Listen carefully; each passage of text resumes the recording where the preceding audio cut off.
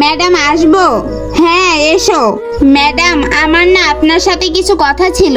হ্যাঁ বলো। আপনি না আমাকে কাজ থেকে বের করে দিন। কাজ থেকে বের করে দিব? কিন্তু কেন? আসলে ঠিক আছে, তুমি টেনশন করো না। আপনারা কি জানেন যে আমি আপনাদেরকে এখানে কেন ডেকেছি? না ম্যাডাম। আজ একজন এমপ্লয়িকে সম্মান জানানো হবে। সে অন্য কেউ নয়, সে হলো আমাদের সকলের প্রিয় নেহা। আর একটা কথা যেটা হয়তো তোমরা কেউ জানো না, নেহা আমাদের অফিসের এমপ্লয় হওয়ার সাথে সাথে রাহুলের দিদিও। কি করছিস ভাই?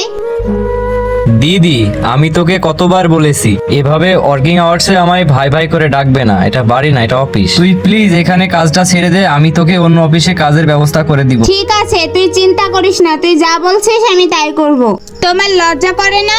তুমি তোমার দিদির সাথে এরকম ব্যবহার কি করে করো? যে দিদি এখানে কাজ করে তোমাকে মানুষের মতো মানুষ করেছে, যার জন্য তুমি এই পোস্টে চাকরি করছো, সেই দিদির জন্য তোমার লজ্জা করছে? ভাইটি তো ক্ষমা চেয়ে নিল। তোমরা বসে আছো, কোনো ভিডিওটিতে লাইক দিয়ে চ্যানেলটা সাবস্ক্রাইব করো।